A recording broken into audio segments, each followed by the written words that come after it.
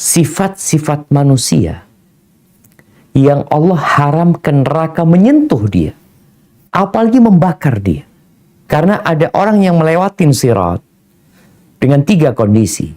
Kondisi yang pertama, najin musallam, selamat tanpa ada yang terbakar di tubuhnya.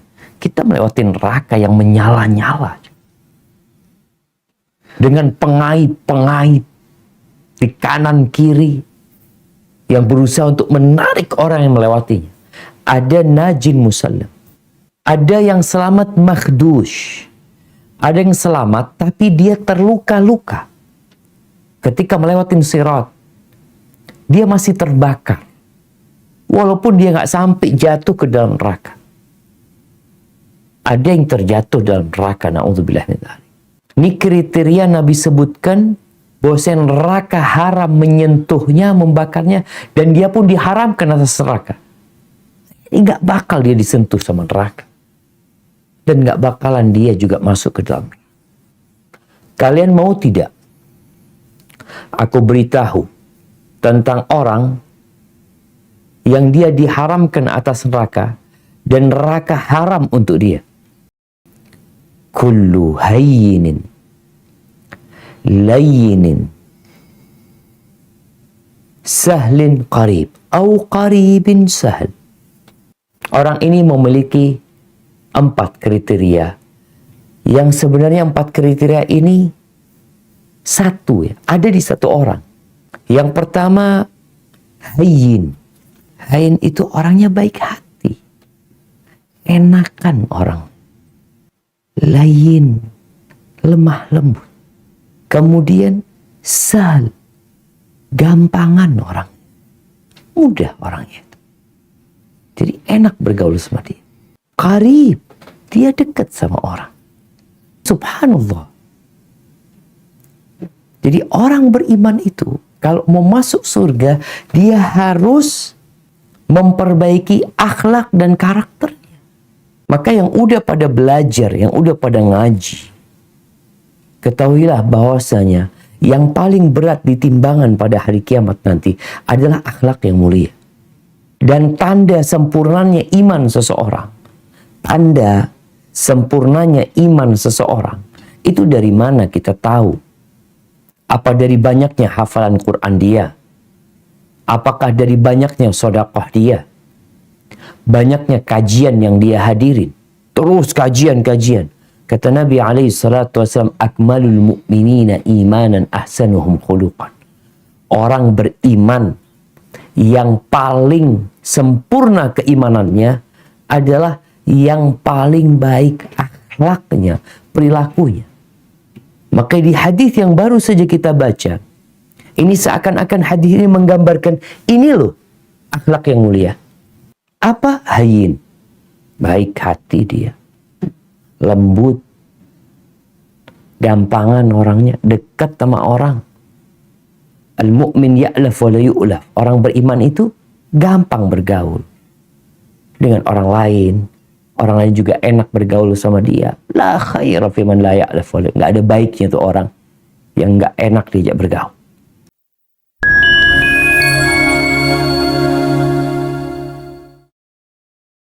Alhamdulillahi Rabbil Alamin.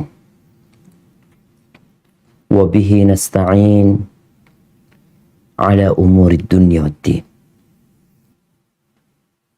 Segala puji bagi Allah Jalla Jalaluh, Tuhan semesta alam, yang hanya kepadanya kita meminta pertolongan dalam menghadapi urusan dunia kita dan juga masalah-masalah agama. Salawat dan salam semoga senantiasa tercurahkan untuk baginda Nabi kita Muhammad alaihi salatu wassalam, untuk keluarga beliau, untuk istri-istri beliau, untuk putra-putri beliau, dan untuk seluruh sahabat Nabi. Semoga Allah meridhai kita bersama mereka. Amma ba'd. Ahibati fillah, kembali kita belajar. Kembali kita mengaji, menyisihkan waktu untuk mempersiapkan diri menghadap ilahi Rabbi. Allah Azza wa Jal mengatakan, wa in minkum illa wariduha kana ala rabbika hatman maqdiyah. Tidak ada satupun di antara kalian melainkan akan melewati neraka. Semuanya tanpa terkecuali. Orang-orang yang masuk surga tanpa hisab, tanpa azab pun, dia harus melewati neraka. Allah Azza wa Jalla akan meletakkan sirat, jembatan yang sangat tipis, licin, tajam. Yang jembatan itu diletakkan di atas neraka aja. Na'udzubillahi minan nar. Itu suatu kepastian yang sudah Allah tetapkan.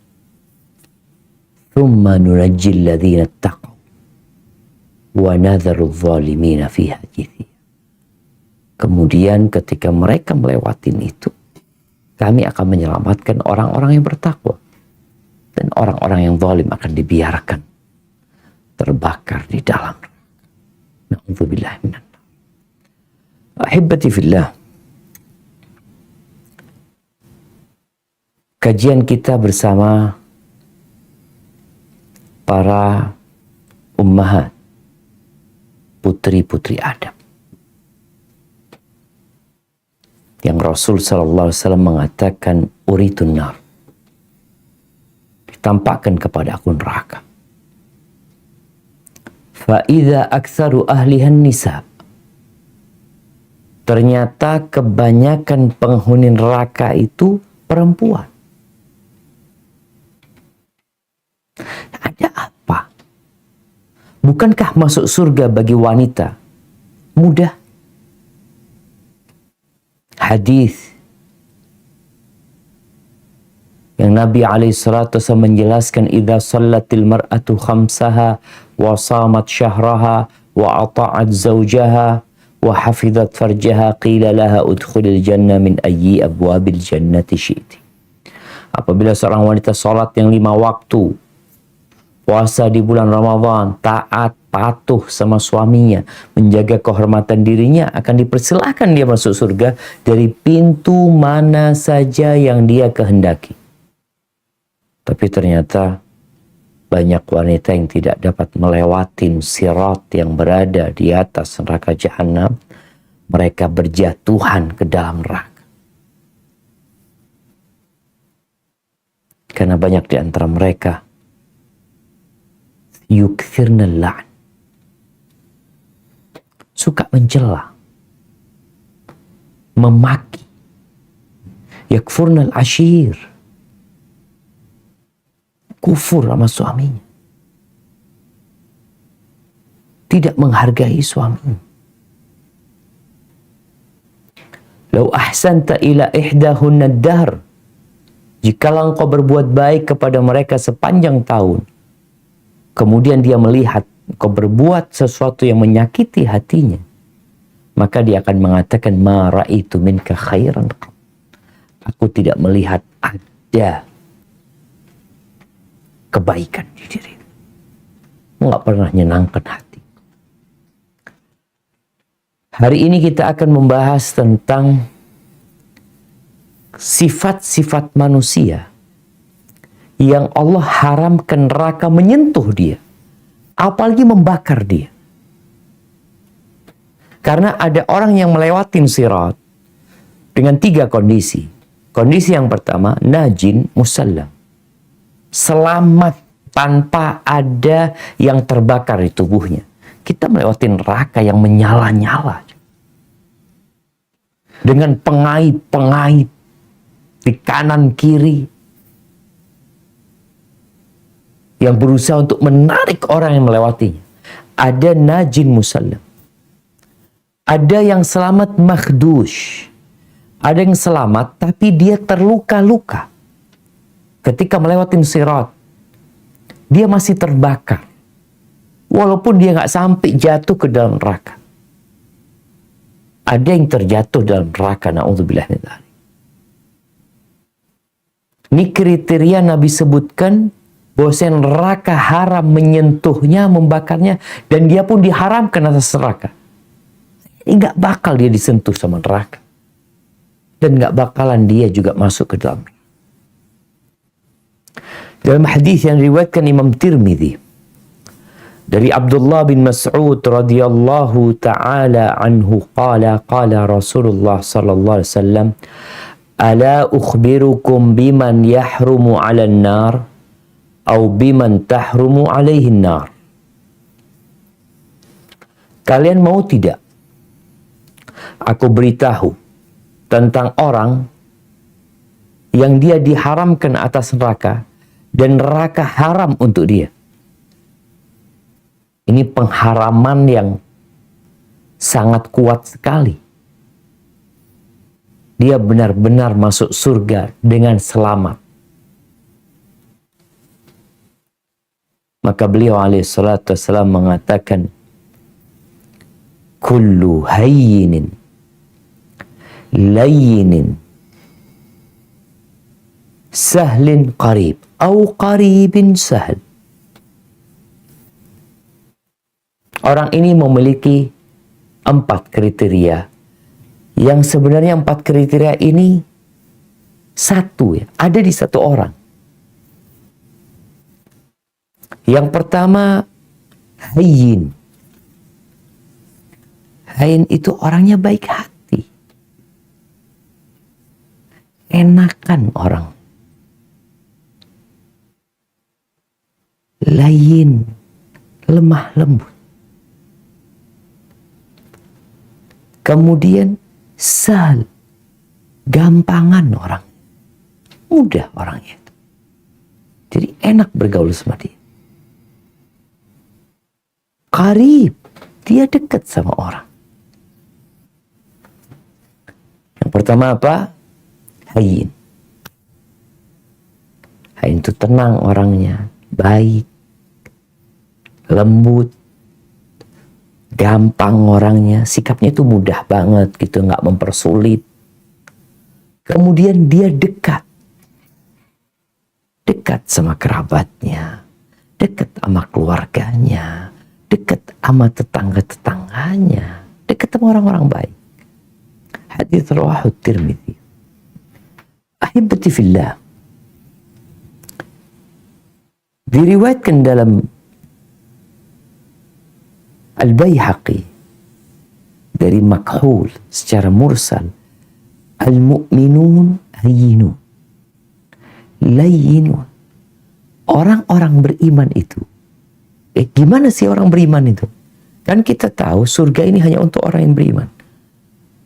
Orang beriman itu adalah orang tentunya yang melaksanakan rukun Islam, melaksanakan perintah Allah, menjauhi larangannya, tapi dia punya sifat loh, punya karakter. Orang beriman itu tadi orangnya hayyin, enak orangnya, baik hatinya, layyinun, lembut, kal jamalil anif.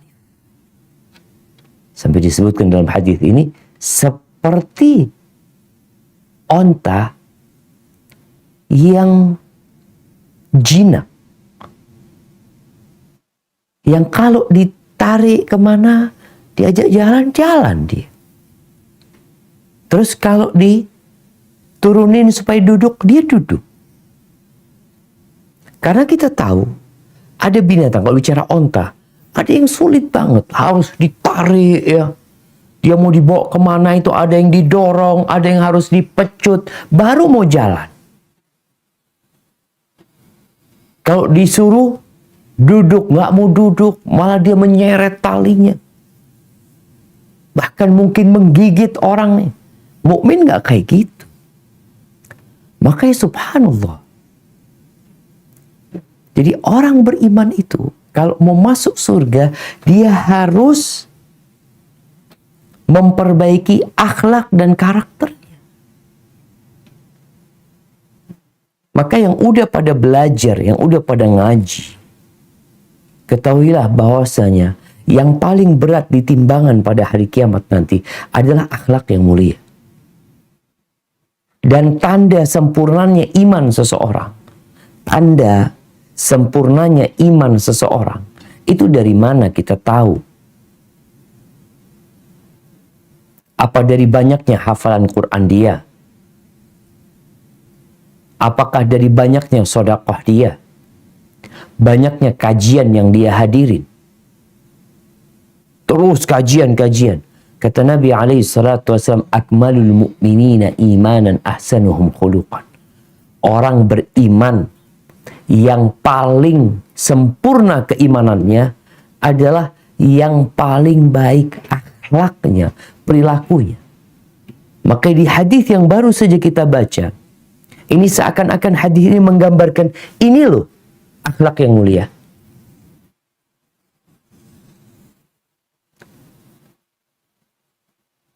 Apa? Hayyin. Baik hati dia. Lembut. Gampangan orangnya. Dekat sama orang. Al-mu'min ya'laf wa la yu'laf. Orang beriman itu gampang bergaul dengan orang lain. Orang lain juga enak bergaul sama dia. La khaira fi man la ya'laf wa la. Nggak ada baiknya tuh orang yang nggak enak diajak bergaul. Ada yang kaku. Ada yang mudah marah. Ada yang tidak pemaaf. Kalau kita melihat bagaimana Rasulullah Sallallahu Alaihi Wasallam tatkala beliau turun dari Taif, setelah beliau berdakwah di sana, mendapatkan respon yang sangat menyakitkan, beliau dilemparin batu, alaihi salatu wassalam, sampai berdarah-darah kakinya. Dan kejadian itulah kejadian yang paling berat buat Nabi alaihi salatu wassalam. Karena Aisyah pernah bertanya kepada Nabi SAW, hal ata alaika yaumun kana ashadda min yaumi Uhud. Apakah telah berlalu denganmu suatu peristiwa yang lebih menyakitkan daripada waktu Uhud? Waktu perang Uhud, Nabi SAW terluka, giginya patah alaihi salatu wassalam, terbunuh sebagian sahabat. Ditanya, ada hari yang lebih menyakitkan buat engkau daripada Uhud? Iya, kata Nabi SAW. Ketika beliau berdakwah ke Taif, ingin menyelamatkan mereka dari neraka, mengajak mereka untuk masuk surga, tapi ternyata respon orang-orang itu malah kasar. Bukan hanya lisannya, tapi perbuatannya pun menyakitkan hati sampai berdarah-darah Nabi SAW. Ketika beliau turun dari Taif, kemudian tahu-tahu aku sadar sudah berada di Qarn Tha'alib, namanya tempat. Farafa'tu ra'si, aku angkat kepalaku. Aku melihat ada awan yang menaungi. Fanadhartu fa'idha fiha Jibril. Aku lihat ada Jibril di sana. Lalu Jibril menyeruku, memanggilku. Dan dia berkata, Innallah qad sami'a qawla qawmika laka wa ma raddu alaik. Sesungguhnya Allah Jalla Jalaluhu telah mendengar ucapan kaummu dan jawaban mereka terhadap dakwahmu. Wa qad ba'athallahu ilaika malakal jibali ta'murahu bima syi'ta. Dan Allah Jalla Jalaluhu telah mengirimkan kepadamu malaikat penjaga gunung, pengurus semua gunung, untuk engkau suruh apa saja semau. Fanadani malakul jibal fasallama alayya. Aku dipanggil oleh malaikat penjaga gunung-gunung itu. Dia mengucapkan salam kepada lalu berkata, Ya Muhammad, dzalika fima syi'ta. Itu terserah engkau. In syi'ta an utbiqa alaihimul akhsyabain. Kalau engkau mau, aku akan timpakan kepada mereka, baik penduduk Taif atau penduduk Mekah, 2 gunung yang membinasakan mereka, yang telah menyakitimu. Apa jawaban Nabi SAW? Bal arju. Nih kita lihat kasih sayang Nabi, baik hatinya Nabi, mudahnya Nabi, dekatnya Nabi sama orang. Beliau mengatakan alaihi salatu wasallam, bal arju an yukhrijallah min aslabihim man ya'budullaha wa la yushriku bihi syai'an. Enggak mau Nabi. Enggak. Tetapi aku berharap Allah mengeluarkan dari sulbi-sulbi mereka generasi yang akan mentauhidkan Allah dan tidak melakukan kesyirikan. Subhanallah. Ini sikap Nabi sama orang kafir. Beliau ingin kebaikan buat mereka. Bagaimana dengan sesama orang-orang beriman? Rasulullah SAW mengajarkan kepada kita di dalam hadis yang diriwayatkan An-Nu'man bin Bashir, bahwa Rasul SAW mengatakan, mathalul mu'minin fi tawaddihim wa tarahumihim wa ta'atufihim mathalul jasad idza ishtaka minhu 'udwun tada'a lahu sa'irul jasadi bis-sahari wal humma. Perumpamaan orang-orang yang beriman dalam cinta mereka, dalam kasih sayang mereka, dalam kepedulian mereka, itu seperti satu jasad. Kalau ada salah satu raga yang mengeluh, sakit, maka seluruh raganya akan ikut merasakan sakit. Matanya tidak akan tidur. Seluruh tubuhnya akan merasakan demam. Itu orang beriman kayak gitu. Makanya kalau ingin tidak tersentuh api neraka, perbaiki akhlaknya. Jangan suka marah. Kalau dikatakan tadi hayyin, layyin, orang tuh nggak suka marah. Kalau ngomong baik, kata-katanya baik. Allah Azza wa Jalla berfirman di surat Al-Isra ayat 53. Apa kata Allah? Tafadhalna. Di surat Al-Isra ayat 53. A'udzu billahi minasyaitonir rajim. Wa qul li ibadi yaqulu allati hiya ahsan. Inna syaitana yanzaghu bainahum. Inna syaitana kana lil insani aduwwam mubina. Dan katakanlah kepada hamba-hambaku, hendaklah mereka mengucapkan perkataan yang lebih baik.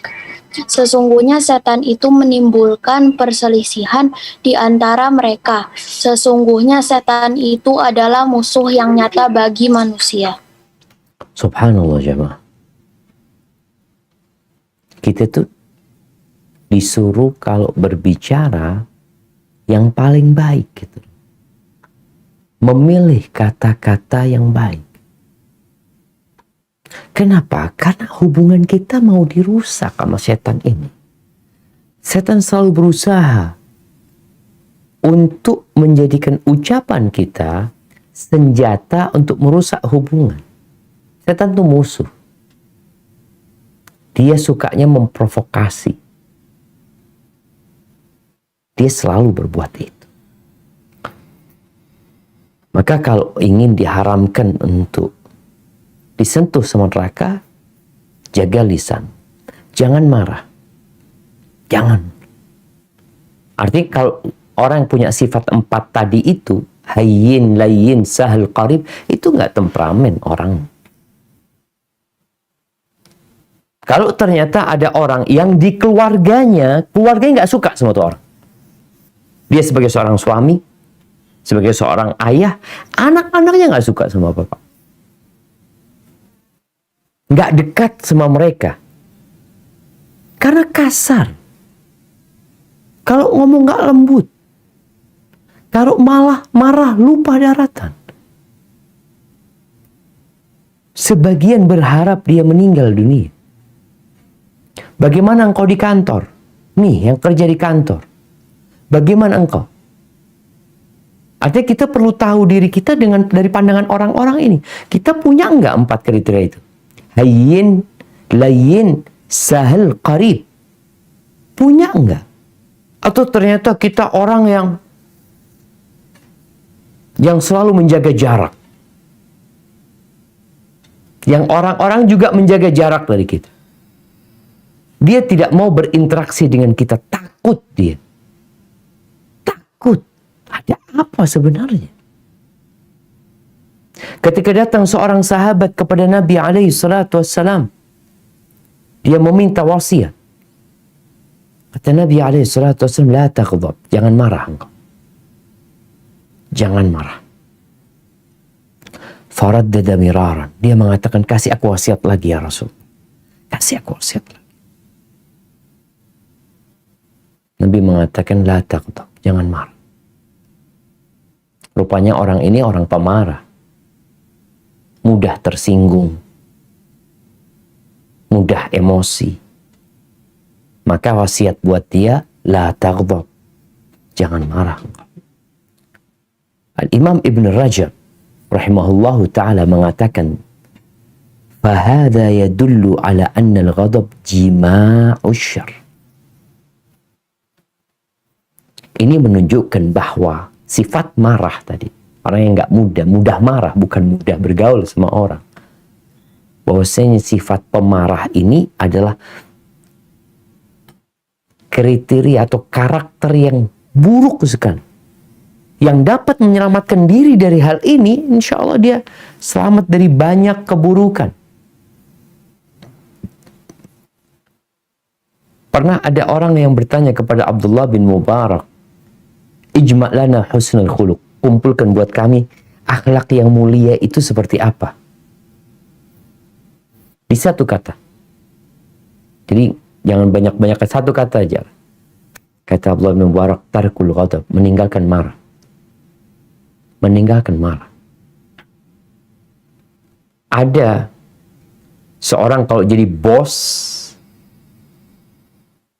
jadi atasan, jadi pemimpin, ya udah. Galak dia. Galak. Keras. Suka memaki. Menjelek-jelekan. Mengumpat. 4 sifat ini nggak ada di diri dia. Ahibati fillah. Ketika Nabi memberikan wasiat jangan marah kepada orang tersebut, di beberapa riwayat disebutkan bahwa orang yang bertanya mengatakan fata'ammaltu fil ghadab. Aku merenungkan tentang kenapa wasiat Nabi kok jangan marah ya. Fawajadtu tarkahu tarkus syarri kulli. Aku melihat ternyata meninggalkan marah itu meninggalkan semua keburukan. Orang kalau udah marah nggak jadi lembut, nggak jadi dekat, nggak jadi mudah. Jadi kalau bicara hayyin, layyin itu tadi dia lembut, dia nggak suka marah gitu loh. Di surat Asy-Syura ayat 37 Allah menyebutkan tentang sifat penghuni surga, tentang sifat orang-orang beriman tuh kayak apa? Apa kata Allah? Silakan dibaca.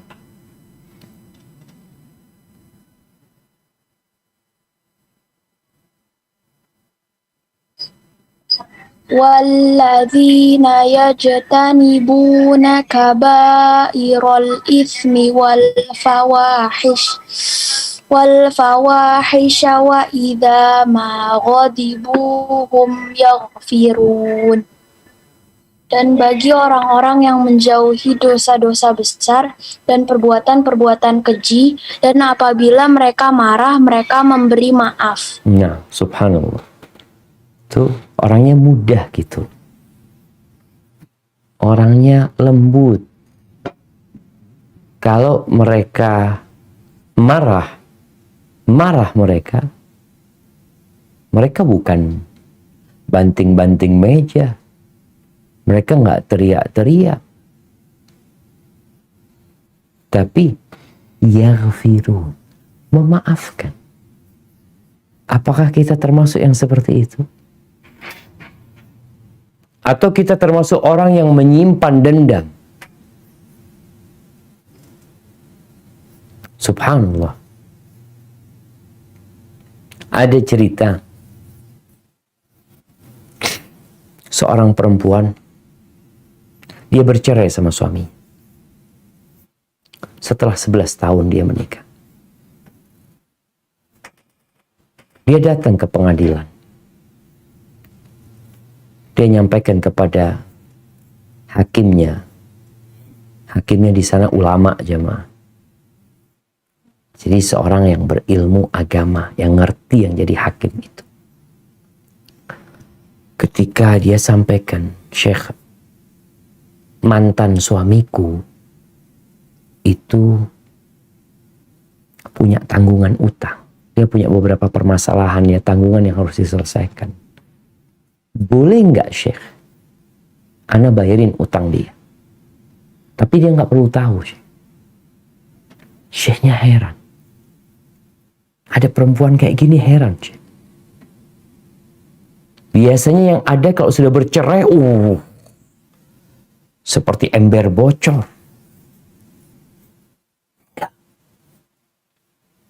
Kata Syekh, gimana kau melakukan itu? Syekh, dia bapaknya anak-anak anak. 11 tahun anak hidup sama dia. Tapi ya takdir Allah harus berpisah. Namun tadi Syekh, boleh nggak anak membantu dia dengan uang sedekah tanpa dia tahu siapa yang melunasi? Ada perempuan-perempuan yang kayak gitu, yang baik hati, yang lembut. Di surat Ali Imran ayat 132-134, Allah Azza wa Jalla berfirman tentang penghuni surga. Apa sih kriteria mereka? Nah, tafadhal, dibaca.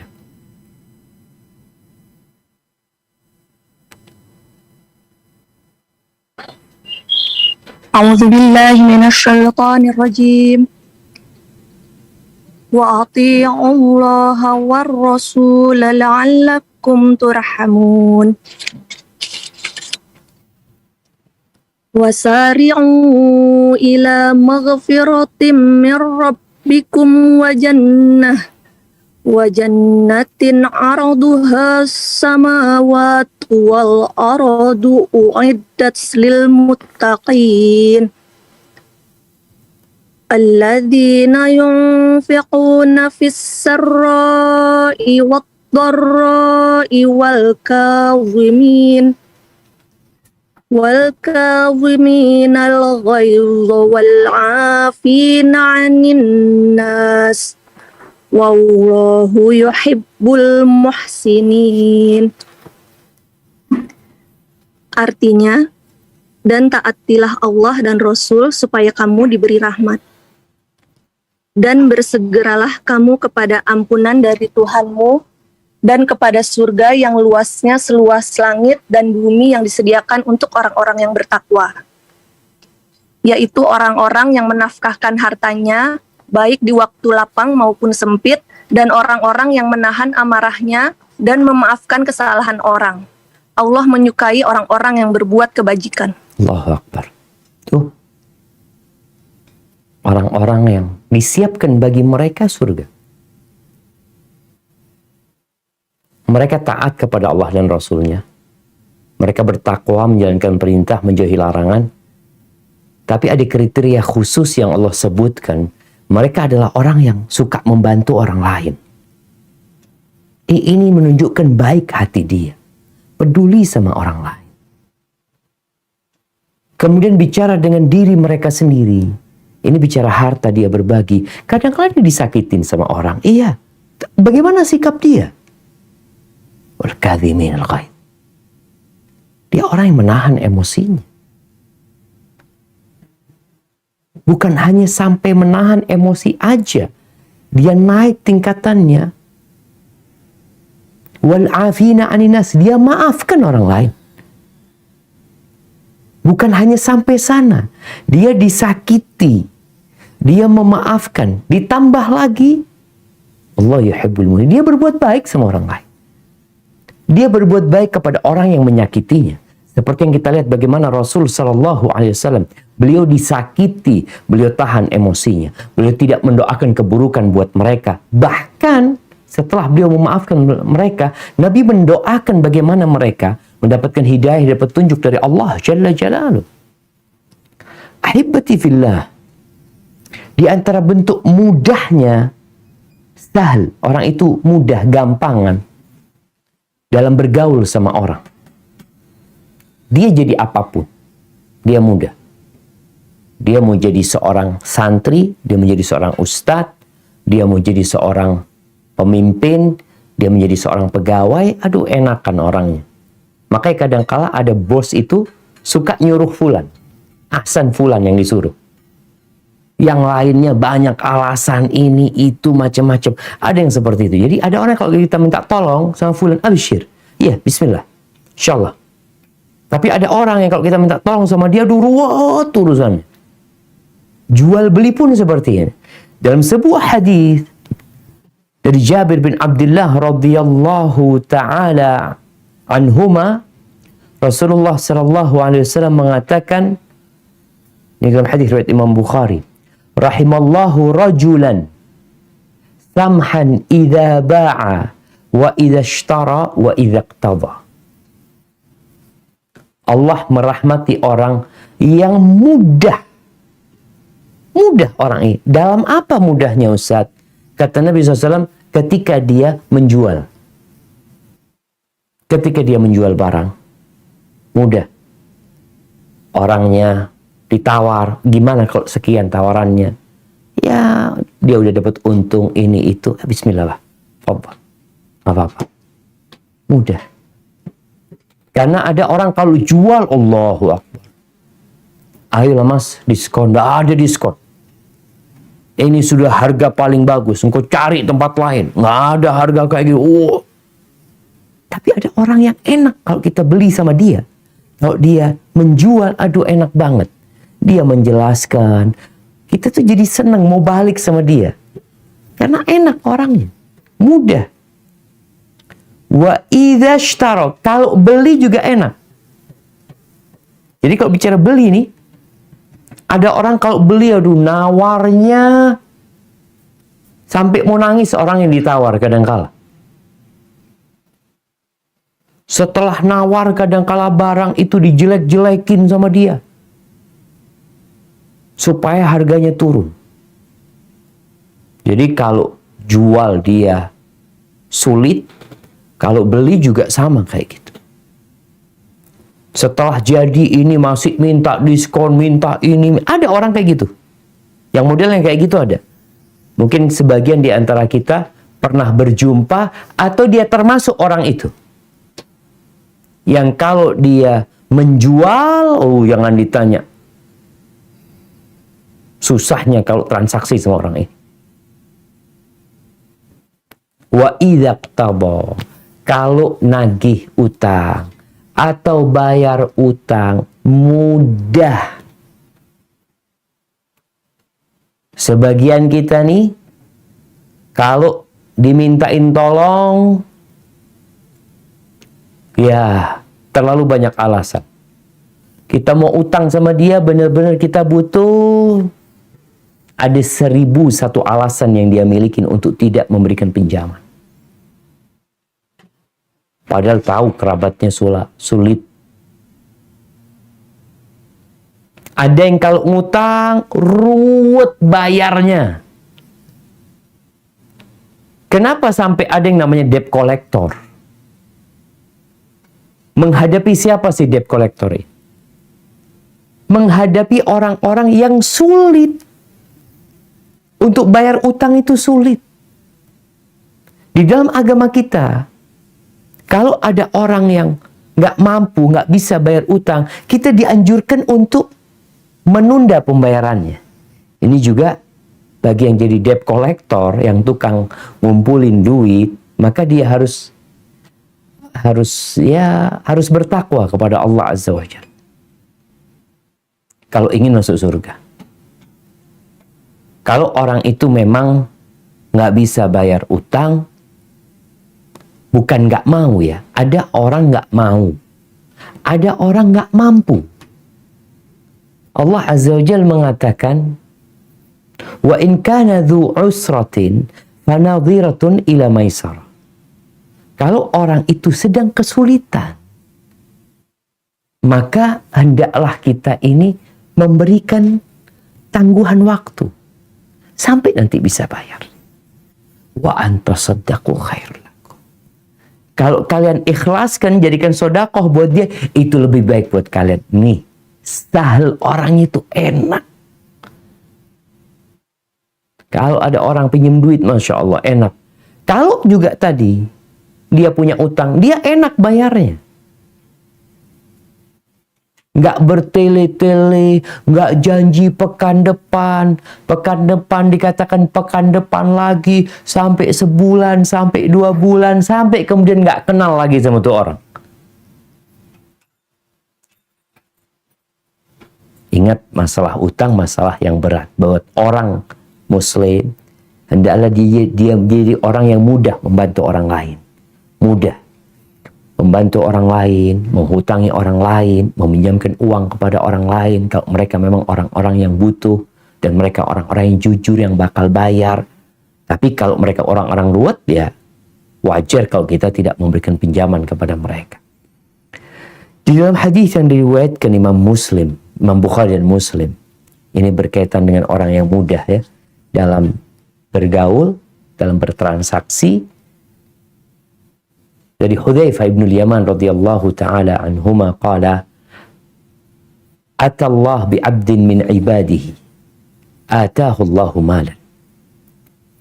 Kelak pada hari kiamat Allah akan menghadirkan salah seorang hamba di dalam sebuah persidangan, yang hamba ini Allah kasih kekayaan. Ataahu Allahu ma, Allah kasih harta orang ini. Kita tahu orang yang punya harta akan ditanya, dari mana engkau dapat itu harta, kemana engkau infakkan, engkau pakai apa tuh harta. Orang ini ditanya, madza amilta fid dunya, apa yang kau lakukan ketika di dunia? Qala wa la yaktumuna Allah hadithan. Dia mengatakan, Allah, tidak ada yang tersembunyi dari ucapan mereka buat Allah Azza wa Jalla. Allah tahu semuanya. Tapi Allah tanya sama orang ini supaya dia mengakui. Qala ya Rabbi ataitani malak. Ya Rabbku, engkau berikan kepada aku hartamu. Fakuntu ubayi'un nas. Aku dengan harta itu ya berdagang sama manusia, bertransaksi sama manusia. Wa kana min khuluqi al-jawaz. Di antara sikapku itu ya Allah, aku mudah gitu sama orang-orang itu. Mudah memaafkan mereka. Fakuntu atayassar 'alal musir. Aku nagih sama orang yang punya uang ya dengan cara yang mudah. Wa undhirul mu'sir. Yang kesulitan, ya aku kasih waktu tambahan buat dia. Aku tunda pembayarannya. Bahkan dalam riwayat lain, suruh maafkan. Aku maafkan orang itu. Faqala Allah, ana ahaqqu bihadza minka. Aku yang lebih pantas dengan sifat ini daripada engkau. Tajawazu an abdi. Maafkan hamba-hambaku ini. Selesai. Dimasukkan ke surga. Padahal amalnya nggak banyak. Itu tuh akhlak dia. Itu perilaku dia. Jadi ahibati fillah berkaitan dengan 4 sifat ini, hayyin, layyin, sahal, qarib. Kita perlu introspeksi diri. Punya enggak kita sifat itu? Bagaimana tata cara kita berbicara? Bagaimana sikap kita kepada orang yang menyakiti kita? Bagaimana sikap kita kepada orang tua, anak, kerabat? Ada 4 cara untuk memperbaiki perilaku kita. Sebenarnya disebutkan oleh Ibnu Qudamah. Karena sebagian orang merasa aku sudah punya tuh sifat 4 itu. Benar. Dari mana engkau tahu? Jangan-jangan itu ujub dari diri. Cara yang pertama adalah dengan kita duduk bersama seorang guru yang dia faham dengan masalah penyakit-penyakit hati. Duduk sama dia. Dengarkan nasihat dia. Minta masukan dari dia. Seperti cerita sahabat yang datang kepada Nabi SAW. Kemudian dia minta wasiat. Apa wasiat Nabi SAW? La taghdab, jangan marah. Itu wasiatnya cuma itu. Karena Nabi tahu nih orang temperamen. Mudah marah. Bukan mudah memaafkan. Yang kedua, kita perlu tanya sama orang-orang dekat kita. Kawan-kawan kita. Makanya kita berkawan, bersahabat itu suruh milih. Suruh milih kita berkawan. Nggak dengan sembarangan orang kita bersahabat. Cari kawan-kawan yang jujur. Bukan orang-orang yang berkepentingan. Tapi orang-orang yang memang ya saling mencintai karena Allah Azza wa Jalla. Tanyakan kepada dia, engkau sahabatku, tolong kalau engkau melihat perilakuku salah, ya, mungkin omonganku nggak benar, tolong aku ditegur. Kasih nasihat. Tapi sahabat seperti ini sulit, jam. Ada. Kebanyakan sahabat itu ada gula, ada semut. Yang hanya dekat kalau ada tujuannya. Ada maksudnya. Baik. Yang ketiga, engkau perlu mendengarkan masukan-masukan dari orang-orang yang tidak menyukai. Ada orang-orang yang gak suka sama kita. Kita gak mungkin membuat semua orang itu cinta sama kita. Gak mungkin. Kenapa? Orang itu punya kemauan yang berbeda-beda. Tapi kalau ada orang gak suka sama kita, lalu dia mengkritisi kita, manfaatkan kritikan itu. Umar bin Khattab radhiyallahu ta'ala anhu mengatakan, rahimallahu mara'an ahda ilayya uyubi. Semoga Allah merahmati orang-orang yang menghadiahkan kepadaku aib-aibku. Bisa jadi dia kawan kita yang menghadiahkan aib kita kepada kita. Kalau kawan kita tahu-tahu menegur kita, mengkritisi kita, kadang-kadang kita jadi nggak suka sama tuh orang. Padahal sebenarnya dia orang baik, karena ingin kita semakin baik. Atau tadi musuh-musuh yang tidak menyukai kita, biasanya dia tahu kekurangan kita. Paham banget dia dengan penyakit yang ada dari kita. Karena dia nggak suka. Orang tuh kalau nggak suka, yang baik jadi buruk, apalagi yang buruk. Maka manfaatkan kritikan-kritikan orang tadi yang nggak suka sama kita. Wa ainur ridha an kulli aibin kalilatun. Mata yang memandang dengan penuh cinta dan keridhaan nggak bisa melihat kekurangan. Dia akan melihat sempurna banget nih orang, baik banget. Karena dia udah cinta. Kama anna aina sukhti tubdil masawiyah. Sebagaimana mata yang memandang dengan kebencian akan menampakkan semua keburukan. Cara yang keempat, bergaul sama orang. Lihat sama mereka gimana sih. Orang tuh sukanya yang kayak apa gitu. Oh, nggak suka orang itu sama yang kalau ngomong kasar, yang kalau tadi ngambekan, ya, nggak mudah memaafkan, bergurau kadangkala setelah itu udah sakit hati gitu. Maka tatkala kita bergaul, kita jadi tahu mana yang disukain oleh orang-orang. Dan Nabi SAW menyebutkan 4 kriteria. Hayyin, layyin, sahl, qarib. Semoga kita bisa menumbuhkan 4 sifat ini di diri kita, yang dengannya semoga kita tidak tersentuh dengan api neraka. Hadza wallahu a'lam bishawab, itu yang dapat disampaikan. Mungkin kita masuk ke sesi tanya jawab. Nah, Anda kembalikan ke moderator. Jazakallah khair.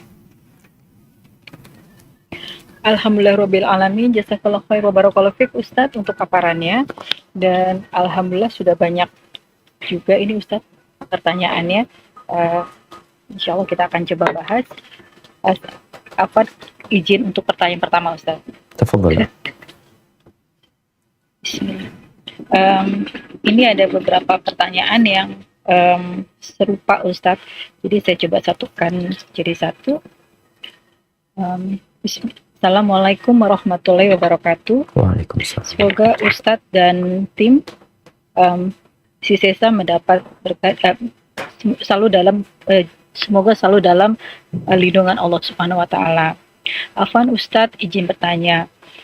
Sudah 1 bulan ini suami Ana tidak mau bertegur sapa dengan Ana karena Ana panggil dia antum. Ana chat tapi tidak pernah dibalas, hanya dibaca saja. Ana buatkan teh setiap pagi tidak pernah diminum. Apa yang harus Ana lakukan Ustadz? Mohon nasihatnya. Ini banyak Ustadz yang terkait dengan hubungan bagaimana untuk bisa melembutkan hati dengan suami, terutama menghadapi suami yang pernah menyakiti hati, terutama juga Ustadz. Barakallahu fiik. Iya jemaah. Ini kita lihat ya. Kalau disebutkan tadi suaminya tidak bertegur sapa, dia sama suaminya. Kalau sebabnya gara-gara dipanggil antum, coba dilihat. Mungkin bukan itu masalahnya. Kita ingin orang lain itu baik sama kita. Semua orang ingin seperti itu. Dia ingin dihargai sama orang lain. Dia ingin dimaafkan kesalahannya sama orang lain. Dia ingin dimaklumi, dimengerti sama orang lain. Itu kita inginkan.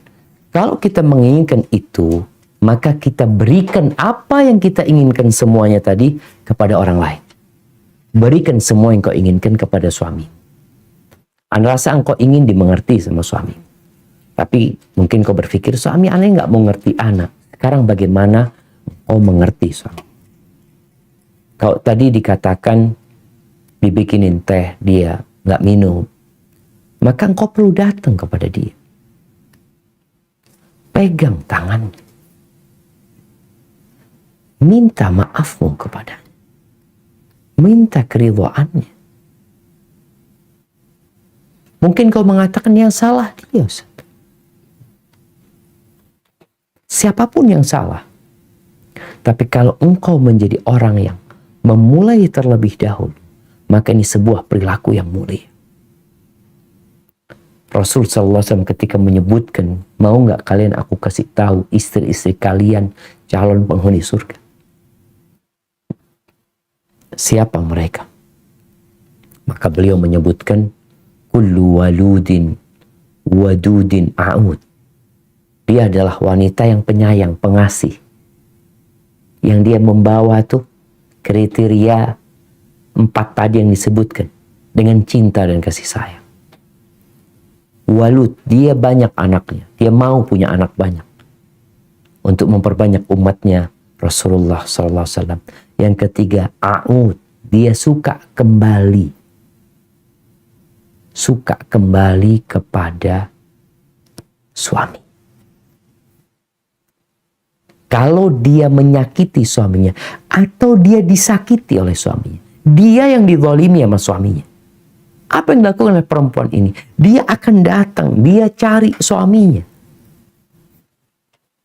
Kemudian dia akan pegang tangan suaminya. Lalu dia mengatakan, la adzuku bi ghumdin hatta tard. Katakan, aku nggak akan menjamkan mataku sampai engkau ridha sama aku. Maafkan aku. Minta maaf. Jadi seorang itu kalau ingin memperbaiki hubungannya, jangan meminta orang itu yang seharusnya memahami aku. Udah, kadang-kadang orang minta nasihat, yang tanya ini istrinya, bukan suaminya. Jadi anak tidak sedang memberi nasihat suaminya. Oh, seharusnya suami enggak. Bagaimana engkau memperbaiki hubungan ini? Engkau datang kepada suami, minta maaf. Nggak bisa, umpamanya engkau tulis surat pakai spidol yang besar, tempelkan di depan pintu yang suami akan baca. Minta maafmu. Tempelkan di ruang tamu. Tempelkan di kamarnya. Tempelkan di mana dia mau ambil sepatu. Tempelkan semua di rumah itu. Sehingga dia tahu bahwa engkau benar-benar ingin kembali kepada dia. Dan kau minta maaf sama dia. Artinya kita kadang-kala perlu punya cara-cara yang bagaimana melembutkan hati dia. Engkau sudah bertahun-tahun hidup sama dia, insya Allah engkau tahu dia itu sukanya ini, dia itu seperti ini, dia ini udah tahu sama karakter suaminya. Pengetahuan ini menjadi modal untuk memperbaiki hubungan. Tapi kalau kita nggak kenal sama orang, kita sulit. Gimana ya cara masuknya? Karena nggak kenal sama orang. Tapi kalau engkau sudah hidup sama dia, insya Allah engkau tahu. Tapi Nabi SAW yang jelas tadi mengarahkan seorang wanita untuk dia datang kepada suami. Kalau pertanyaan yang kedua tadi, bagaimana ketika suami pernah melakukan kesalahan? Mungkin kesalahan dia fatal. Tapi dia sudah berubah. Dia mungkin sudah bertobat memperbaiki diri. Namun kadangkala rasa itu telah pergi. Sehingga sang istri tidak lagi dapat melayani suaminya dengan tulus. Jadi nggak enak nih. Ahibati fillah. Perasaan ini hanya akan membuat hidupmu hambar. Perasaan ini akan menjadikan rumah tanggamu beku, dingin. Apa yang harus dilakukan?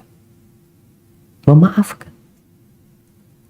Bukankah Allah Azza wa Jalla menyebutkan penghuni surga itu adalah wal kadhimin al-ghaidh, orang-orang yang baik hati yang suka menahan emosinya, memaafkan orang lain. Nggak sampai situ.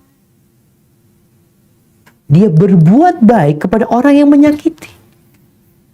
Engkau berdoa minta sama Allah buat suamimu. Ya Allah, ampuni suamiku ya Allah. Ampuni dosa dia. Berikan tobatmu kepada dia. Rubah dia. Mungkinkah dia jadi lebih baik? Mungkin.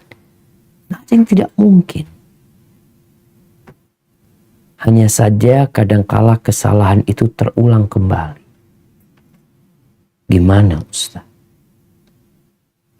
Pintu tobat buat dia tidak ditutup. Kapan pintu tobat ditutup? Ketika nyawa sampai ke tenggorokan. Atau tatkala matahari terbit dari arah barat. Maka dalam kehidupan rumah tangga, berusaha untuk memperbaiki. Seperti orang yang berjalan, kadangkala dia tersandung. Gimana kalau tersandung? Ditinggal? Enggak. Biar dia bangkit. Dia terperosok ke dalam lubang. Angkat dia. Jalan bersama kembali. Tapi kalau kemudian ia memang sudah mentok, maka perpisahan menjadi salah satu solusi. Barakallahu fiik. Nah. Jazakallah khair Ustadz. Afwan, ada satu yang terkait dengan pembahasan Ustadz. Ada pertanyaan, apakah sah Ustadz untuk suami yang menceraikan istri via WhatsApp Ustadz? Atau lewat tidak langsung, tidak bicara langsung? Barakallahu fiik. Iya, ahibati fillah. Cerai ini perkara yang sangat serius. yang Rasul SAW mengatakan ada 3 kalimat, jadduhunna jadd, jidduhunna jiddun, jidduhunna jiddun, wa hazluhunna jiddun. 3 perkara yang seriusnya serius, yang guraunya dianggap serius. Salah satunya adalah at-talaq. Ketika seorang suami kirim surat pakai tulisan, pakai WhatsApp, pakai voice note, pakai apapun, yang di situ dengan tegas dia menceraikan istrinya, maka hukum cerai itu jatuh. Apalagi dengan tulisan via WhatsApp, bukti. Kalau ngomong mungkin dia bisa jadi, enggak, aku nggak ngomong. Kapan aku pernah ngomong? Dulu, aduh lupa. Tapi kalau via tulisan malah nyata, ini loh, dia menceraikan. Jadi jatuh cerainya. Dan ingat, berkaitan dengan cerai ini, Allah Azza wa Jalla mengatakan fa'imsakun bima'ruf aw tasrihum biihsan. Pernikahan itu kalau bisa, ya udah, dijaga, lanjutkan kehidupan pernikahan dengan cara yang baik, atau kalau memang nggak bisa dilanjutkan, ya berpisah dengan cara yang lebih baik. Jadi berpisahnya pun baik-baik. Sebagaimana ketika menikah, datang meminta, meminang, musyawarah, menentukan kapan tanggal pernikahan, acaranya seperti apa. Ketika terjadi perceraian, biihsan, dengan cara yang paling baik seharusnya. Sehingga ya inilah orang beriman. Ketika mereka menikah, dia hayyin, layyin, sahal, qarib. Ketika berpisah, tetap sikapnya seperti itu. Ya berpisah, ya baik-baik juga gitu loh. Jadi seorang perempuan pun ketika memang harus berpisah, ya berpisah baik-baik. Jadi nggak diperpanjang urusannya, nggak tambah ruwet, ada yang nuntut harta gono gini, ada yang ini, itu. Ada memang perempuan yang ingin meruwetkan suaminya, atau suami yang ingin mempersulit istrinya. Istrinya gugat cerai, tapi dia nggak mau, dia ini, itu, dan macam-macam. Akhirnya dia nggak masuk dalam kriteria orang yang tidak akan disentuh sama neraka. Barakallahu fiik. Nah. Jazakallah khair Ustadz atas paparannya. Pertanyaan berikutnya Ustadz. Assalamualaikum Ustadz. Ustadz, dulu saya merasa bisa beribadah dengan tenang. Namun beberapa bulan terakhir, terutama selama pandemi, saya merasa sulit untuk beribadah dengan khusyuk. Jiwa saya juga tidak tenang dan sensitif, cepat marah, cepat sedih. Ada teman menganjurkan saya untuk ruqyah, namun saya merasa tidak sesuai karena tidak merasa terganggu oleh makhluk halus. Apakah bisa hati yang tenang dibantu dengan ruqyah meski bukan gangguan jin, Ustadz? Masya Allah. Naam jamaah. Iya. Tadi kadangkala orang berubah sifatnya. Boleh jadi karena gangguan jin, boleh jadi karena umur, boleh jadi karena penyakit. Jadi ada orang, kalau bicara karena gangguan jin, ada seorang istri yang biasanya lembut sama suaminya. Kok sekarang jadi sensitif banget gitu. Mudah marah. Yang sebelumnya nggak kayak gitu. Boleh jadi karena sihir. Perubahan seperti itu. Karena ada sihir yang memang berusaha untuk memisahkan orang yang saling mencintai, suami istri ini. Kadangkala 2 orang yang mau menikah tahu-tahu ribut. Ada apa ini? Boleh jadi ada sihir. Ada gangguan jin tadi. Boleh jadi perubahan sikap itu karena kondisi, karena umur. Ada orang semakin tua kok nggak kayak dulu ya. Sekarang ya dulu nggak boleh salah ngomong udah. Kalau dulu salah ngomong dia ketawa-ketawa. Sekarang salah ngomong habis sudah. Ada yang karena sakit. Orang karena sakit ada perubahan di kejiwaan dia itu. Baik, apakah dengan ruqyah? Ruqyah itu sebenarnya adalah berzikir. Berzikir. berdoa memohon kepada Allah Azza wa Jal. Bisakah itu menenangkan jiwa kita? Bukankah Allah Azza wa Jal mengatakan alladzina amanu wa tatma'innu qulubuhum bi dzikrillah. Ala bi dzikrillah tatma'innul qulub. Bukankah dengan mengingat Allah hati itu jadi tenang? Bukan berangkat ruqyah, bukan. Engkau baca zikir pagi petang yang kita baca. Itu sejatinya adalah untuk membentengi diri kita dan untuk menyembuhkan hal-hal yang buruk di diri kita. Ketika kita berdoa mengatakan a'udzu bikalimatillahi tammat min syarri syaitanin wa hamma wa min kulli ainin lama, atau a'udzu bikalimatillahi tammat min syarri ma khalaq. Ketika kita membaca qul a'udzu birabbil falaq min syarri ma khalaq wa min syarri ghasiqin idza waqab wa min syarri naffatsati fil uqad wa min syarri hasidin idza hasad. Baca, semuanya itu adalah untuk melindungi diri kita, menjaga diri kita. Hanya saja dalam kondisi-kondisi tertentu kita harus lebih serius lagi ketika membacanya. Dan seharusnya semuanya serius ya. Cuma orang kalau dia sedang nggak sakit biasa doanya. Tapi ketika sakit mulai dia baca qul a'udzu birabbil falaq itu dengan menghayati. Karena sejatinya Allah itu tidak mengabulkan doa yang bersumber dari hati yang lalai.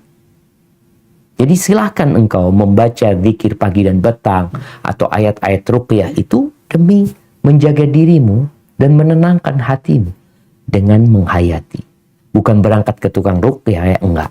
Jadi lebih baik engkau terus mendawamkan zikir pagi dan petang ya. Kemudian baca zikir sebelum tidur. Semua aktivitasmu itu dimulai dengan bismillah. Jangan lupa ketika masuk toilet, keluar toilet, masuk rumah, keluar rumah, baca zikir-zikir yang memang dianjurkan untuk dibaca. Hadza wallahu a'lam. Barakallahu fiik. Barakallahu fiik Ustadz. Terkait dengan paparan Ustadz tadi, Ustadz, ini akhwat juga banyak sekali yang bertanya bagaimana menjaga lisan Ustadz. Apakah juga tadi cara yang Ustadz paparkan bisa termasuk membantu Ustadz atau ada cara lain Ustadz untuk menjaga lisan? Masya Allah. Nah, mahibati fillah. Kalau bicara orang yang lain, orang yang baik hati, orang yang lemah lembut, lisannya itu terjaga. Makanya Nabi SAW mengatakan laisal mu'min bitta'an walal la'an walal fahish walal badi. Orang beriman itu bukan orang yang suka mengumpat, bukan orang yang suka memaki, nggak kotor ngomongnya. Itu orang yang beriman. Maka kalau kita ingin menjaga lisan kita, pagi tadi seorang wanita, dia menjadi penghuni neraka. Gara-gara apa? Gara-gara lisannya. Yang lisan ini sebenarnya adalah gayungnya hati. Jadi di hati kita ini seakan-akan ada ember, maka lisan kita itu ambil dari hati kita kemudian dikeluarkan. Jadi lisan itu adalah ungkapan isi hati. Sedangkan bicara akhlak, karakter itu ya di dalam jiwa kita gitu, yang akan nampak dalam raga kita. Kalau bicara lisan, yang Nabi SAW menyebutkan bahwasanya kebanyakan wanita itu masuk neraka gara-gara apa? Ya lisannya. Banyak melaknat, banyak memaki, kufur sama suaminya. Kalau suaminya berbuat salah, dia mengatakan, aku nggak pernah melihat kau berbuat baik. Lisannya ngomong kayak gitu. Ini menunjukkan dia orang yang tidak pandai bersyukur. Bagaimana cara menjaga lisan kita? Adalah dengan meyakini bahwa setiap yang keluar dari lisan kita itu ada hisabnya. Ada yang mencatatnya. Allah Azza wa Jalla mengatakan ma yalfidhu min qawlin illa ladaihi raqibun atid. Tidaklah keluar apapun yang dilafalkan oleh manusia melainkan di situ ada yang mencatat dan mengawasi. Kiraman katibin, malaikat-malaikat yang mencatat semua ada di situ. Sehingga kalau kita lihat seorang yang ditangkap sama polisi, akan dikatakan kepada dia, semua yang kau katakan dapat menjadi masalah dengan engkau. Jadi lebih baik engkau jaga ngomongnya. Maka kita pun perlu menjaga lisan kita. Kemudian agar kita dapat menjaga lisan kita, ingat dengan ancaman yang dahsyat ya. Yang Nabi SAW ditanya tentang seorang wanita. Yang wanita ini sholat malam, rajin puasa sunnah, rajin bersedekah, lakinnaha salita.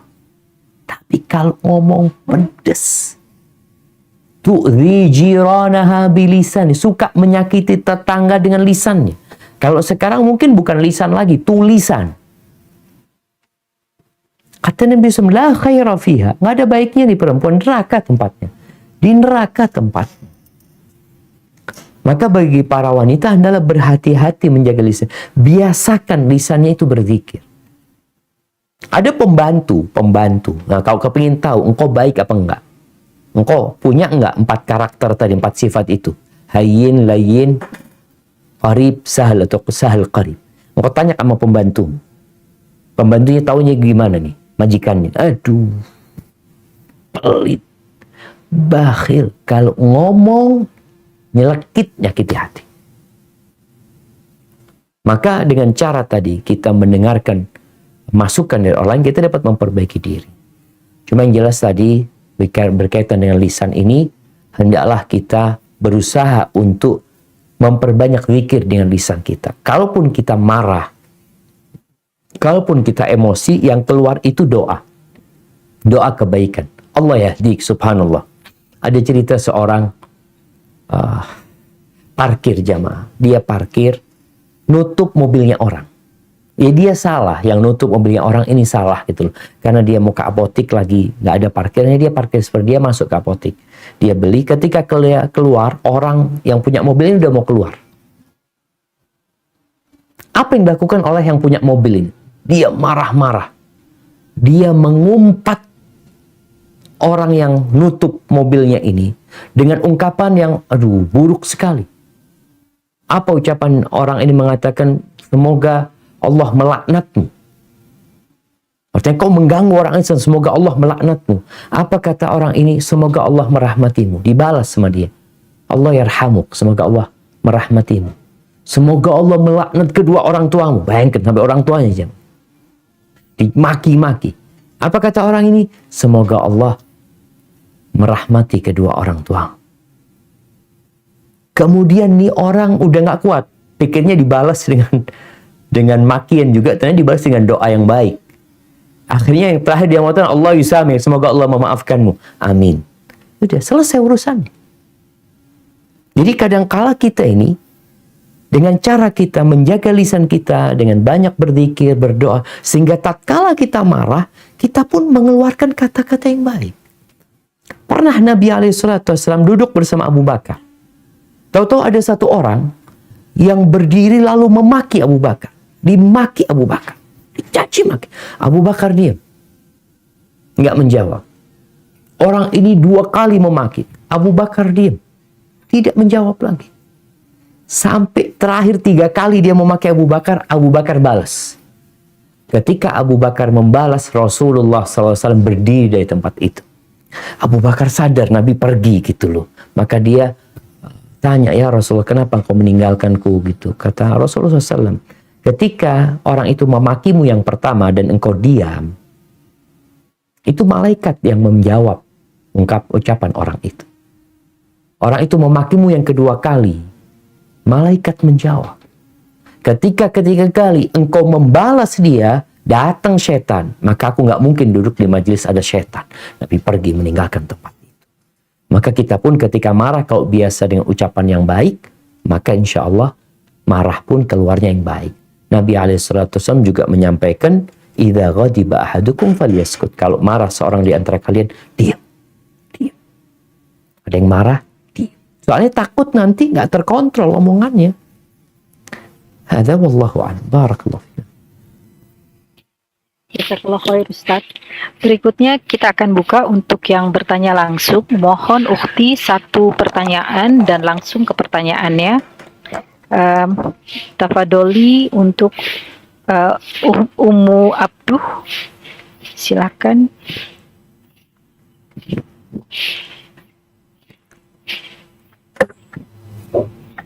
Assalamualaikum warahmatullahi taala wabarakatuh. Waalaikumsalam warahmatullahi wabarakatuh. Ustadz, Afwan, satu pertanyaan. Bolehkah saya membayar zakat emas? Minta maaf di luar topik. Saya bolehkah membayar zakat emas kepada kiai ulama guru saya? Itu aja Ustadz. Terima Baik, kasih. afwan. Jazakallahu khairan katsiran. Dia termasuk yang berhak terima zakat nggak? Saya soalnya hanya pernah baca kalau yang berhak menerima zakat yang berdakwah atau menegakkan agama Oke. Allah. Siap. Masya Allah. Barakallahu fiik. Ya, hibati fillah. Berkaitan dengan memberikan zakat kepada seorang ustadz, kepada seorang pendakwah, ya. Ini ada khilaf di antara para ulama. Karena Allah telah menetapkan di surat At-Taubah tentang siapa saja yang berhak menerima zakat. Bukan sedekah ya, zakat. Zakat mal. Di ayat 60 itu Allah sebutkan, innamas sadaqat lil fuqara. Sedekah itu, yakni zakat itu hanya untuk orang-orang fakir, orang-orang miskin, wal amilina 'alaiha, orang amil zakat, orang yang mengumpulkan zakat, membagikan zakat. Kemudian muallaf, wal muallafati qulubuhum, wa fir riqab, yang kelima membebaskan budak, wal gharimin, orang-orang yang berhutang, yang terlilit hutang. Hutang ya untuk biaya hidup dia ya, atau untuk memperbaiki hubungan orang. Wa fi sabilillah. Yang ketujuh, fi sabilillah, di jalan Allah. Yang kedelapan, wabnis sabil, orang yang terputus nggak bisa melanjutkan perjalanan. Fi sabilillah dalam ayat ini, jumhur ulama berpendapat fi sabilillah ini hanya jihad fi sabilillah, berperang di jalan Allah.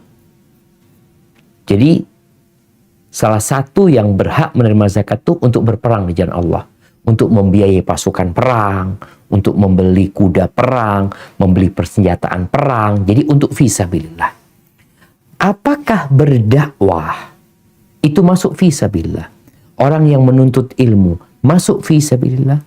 Ini terjadi khilaf di antara para ulama. Karena kalau bicara fisabilillah, semua yang Allah sebutkan itu fisabilillah. Ngasih orang miskin fisabilillah. Ngasih orang fakir fisabilillah. Berarti sabilillah ini memiliki makna yang khusus. Jadi kalau lebih amannya keluar dari khilaf para ulama, apabila ustadz itu tadi bukan orang yang masuk 7 golongan tadi, di 8 golongan masuk fisabilillah tadi, maka lebih baik tidak dikasih zakat. Engkau berikan zakat kepada ustadz agar ustadz menyalurkannya, itu aman. Umpamanya, ana beberapa kali umpamanya dititipin sama si Sesa, katakan ustadz, ini ustadz, zakat ustadz, zakat, sehingga ana tahu ini zakat. Untuk siapa? Untuk 8 golongan tadi. Jadi ustadz itu hanya menyalurkan. Kalau engkau ingin ngasih sesuatu sama ustadz, berikan yang di luar zakat. Kepada gurumu, berikan yang di luar zakat. Sehingga lebih menghormati itu ustadz juga. Ke ustadz kalau kasih zakat, apalagi mungkin ustadz itu berpendapat tidak termasuk dia yang berhak terima zakat. Maka akhirnya uang itu dia akan berikan kepada orang lain, karena dia tahu enggak, anda berhak. Jadi kalau ingin memberikan, bisa jadi titip kepada ustadz agar dia menyalurkan, atau yang dilakukan adalah memberikan hadiah kepada ustadz di lain zakat tadi. Hibah, sedekah, nggak ada masalah. Barakallahu fiik. Nah. Wa fiika barakallah. Jazakallah khair Ustadz. Pertanyaan berikutnya. Ahsanallahu ilaikum Ustadz. Semoga Allah subhanahu wa ta'ala menjaga Ustadz dan keluarga dunia dan akhirat. Amin ya rabbal alamin. Ustadz, afwan, kalau pasangan mau membeli rumah dengan cara mencicil, afwan ini di luar topik Ustadz. Nah. Kalau pasangan mau membeli rumah dengan cara mencicil, tapi saya tidak mau karena takut riba dan sudah mengatakan lebih baik menabung dulu sementara dan tinggal di rumah orang tua, namun pasangan bilang mau sampai kapan punya rumah kalau lebih sering tinggal di rumah orang tua. Apakah saya harus patuh dengan keputusan pasangan? Masya Allah, barakallahu fiik. Ya hibbati fillah. Jadi suami istri ini perlu punya 4 karakter tadi. Hayyin, layyin, sahl, qarib. Ada masalah dimusyawarahkan. Baik, apa masalahnya? Semua orang kepingin punya rumah.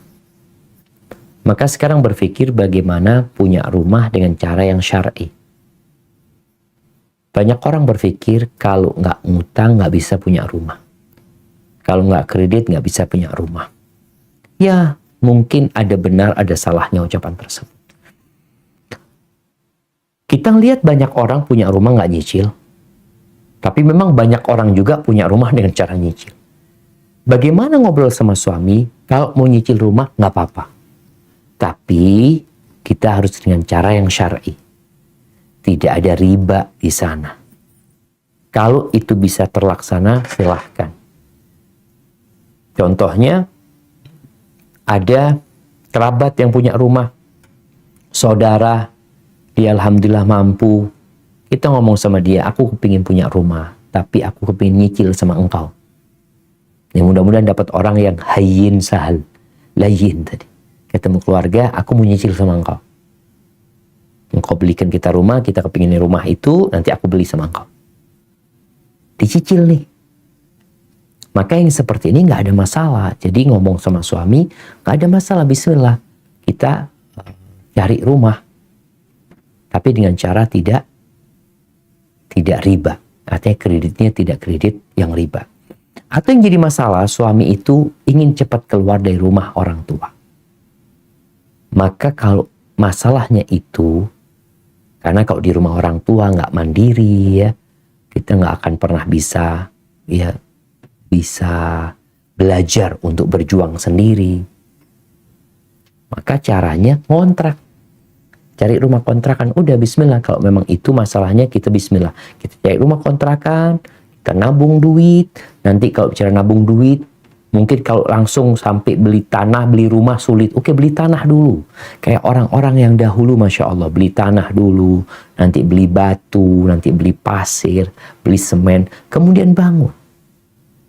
Dan itu akan berkah tatkala kita jauh dari riba. Daripada kita harus hidup dengan hutang. Yang hutang itu ya hammun billail, kegalauan di malam hari, wadhullun finnar, siang harinya kita malu ketemu orang yang punya duit ya. Jadi seperti itu. Barakallahu fiik.